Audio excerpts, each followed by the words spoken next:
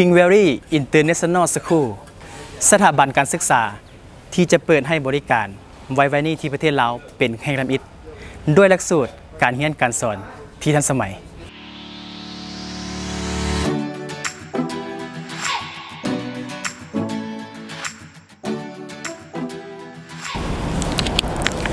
สบายดีทุกคน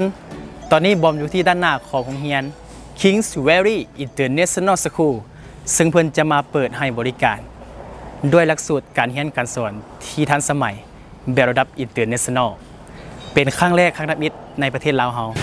สำหรับโรงเรียน King Valley เนาะสถานที่ตั้งอยู่ที่บ้านทงกลางเมืองศรีสัตนานครหลวงเวียงจันทน์เนาะซึ่งเป็นจุดใจกลางของตัวเมืองกันเลยมีหนทางเข้าออก2ทางด้วยกันซึ่งสะดวกสบายในการรับส่งลูกหลานที่จะเข้ามาศึกษาจุดสถานที่แห่งนี้ซึ่งมื้อนี้บอมสิพาทุกคนเข้าไปทำความรู้จักเกี่ยวกับโรงเรียนแห่งนี้รวมถึงบอมสิพาทุกคนไปรู้จักกับอาจารย์ใหญ่ก็คือผู้อำนวยการของโรงเรียน Kings Valley ว่าเพิ่นมีจุดประสงค์อย่างใดที่เพิ่นมาเปิดโรงเรียนแห่งนี้ในประเทศลาวเฮาตามมาเลย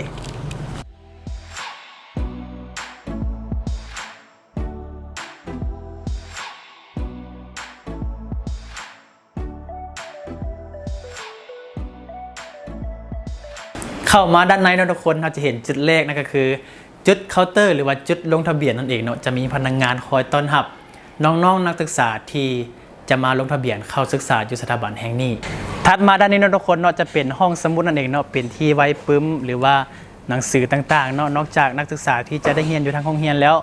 ยังสามารถลงมาศึกษาเรียนอยู่ที่ห้องสมุดได้อีกเนาะเข้าเปิดห้องกันเลยนี่เป็นบรรยากาศภายในของห้องสมุดเนาะทุกคนเนาะเป็นที่ไว้หนังสือหรือว่า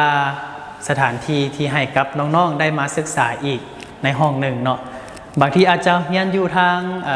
ห้องเรียนอาจจะเบื่อเกินไปเนาะอาจจะเปลี่ยนบรรยากาศลงมาอ่านหนังสือเล่นกับหมู่กับครูต่างๆได้ภายในห้องนี้เลย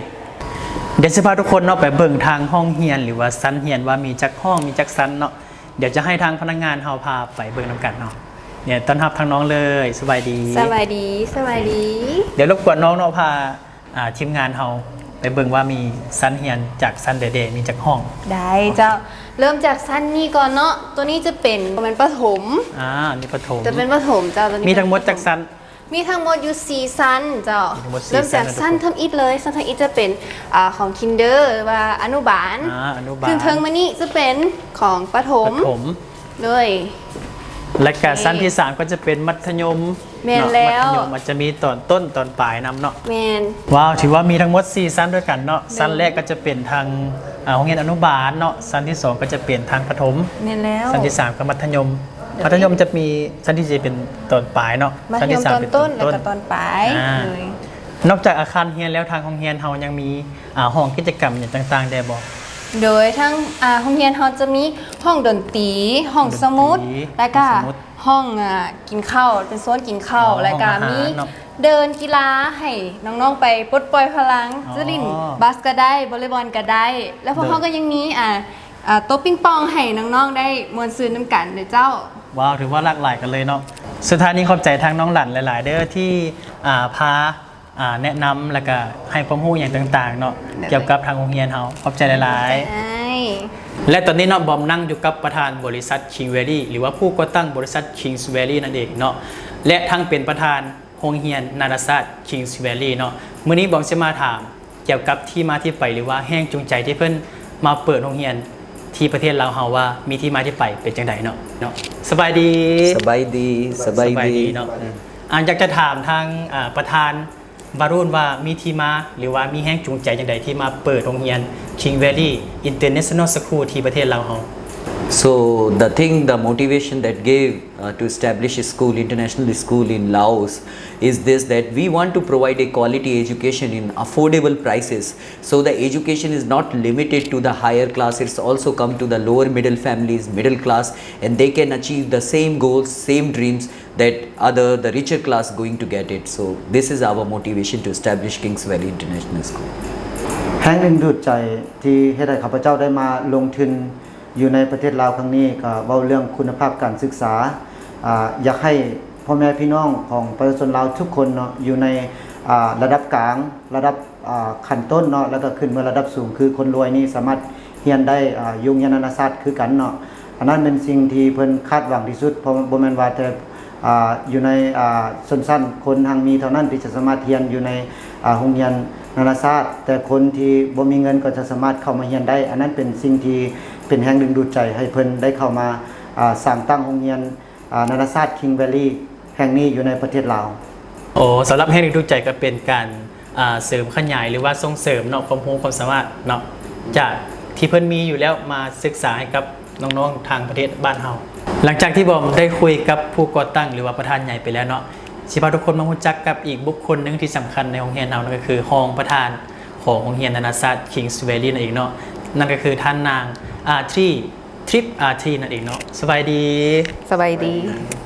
สิพาทุกคนเนาะมาทำความรู้จักเกี่ยวกับมาตรฐานของครูอาจารย์ที่เข้ามาศิษย์สอนอยู่ในสถาบันแห่งนี้ว่ามีครูคนเราจักคนหรือว่ามีครูต่างประเทศเดินทางมาจากประเทศใดๆเนาะ Thank you for your question. At KVIS, we have to maintain a diversity of our teachers since we are a Cambridge school. So we have a teachers from worldwide. They are from UK, they are from Egypt, Ethiopia, Philippines, and many more. And they are well qualified in their subjects. They are some of them are doctor in their subjects, and they are master's degree on their given subjects. So they are well qualified for the positions. สำหรับครูอาจารย์และมาตรฐานของครูอาจารย์อยู่ในโรงเรียนนานาชาติ King Valley เฮานี้แม่นอาจารย์ที่มีคุณภาพเนาะจบการศึกษามาจากวิชาที่ครูอาจารย์ทุกคนสอนเนาะและวิชาสอนของอาจารย์แต่ละคนคืออาจารย์นั้นต้องจบเกี่ยวกับโรงเรียนนั้นเนาะที่เขาจะสอนนั้นและเฮาก็มีอาจารย์มาจากหลากหลายทั่วโลกเนาะอย่างเช่นมาจากอียิปต์มาจากอังกฤษมาจากเอธิโอเปียแล้วก็มาจากตามประเทศเซาท์แอฟริกานั้นเนาะเพราะฉะนั้นแน่นอนว่าอาจารย์เอานั้นอาจารย์ที่มีคุณสมบัติสูงบางคนก็ได้บางผู้อาจารย์ก็ได้เขาเรียกว่าคุณวุฒิการศึกษาก็คือระดับปริญญาโทแต่อีกบางคนก็ได้ระดับวุฒิการศึกษาคือเป็นด็อกเตอร์เนาะเพราะฉะนั้นมั่นใจว่าอาจารย์ของเราทุกคนมีคุณภาพแน่นอนสำหรับโรงเรียนนานาชาติ King Valley ของเราประตูของโรงเรียนเราทุกคนจะเปิดตั้งแต่ 7 โมงเช้าเนาะแล้วก็เวลาปิดก็คือ 5 โมงแรงนั่นเองเนาะสุดท้ายนี้บอมก็ต้องขอบใจทุกคนที่เข้ามาติดตามรับชมตั้งแต่ต้นถึงจบคลิปเนาะหวังว่าคลิปนี้วิดีโอนี้จะมีประโยชน์ต่อกับน้องๆนักศึกษาที่กำลังแนมหาสถาบันศึกษาอยู่ในตอนนี้เพราะในปัจจุบันการศึกษาเป็นสิ่งที่สำคัญฉะนั้นแล้วโรงเรียนนานาชาติ Kings Valley อาจเป็นสถาบันหนึ่งที่ตอบโจทย์ความรู้ความสามารถของลูกหลานผ่านได้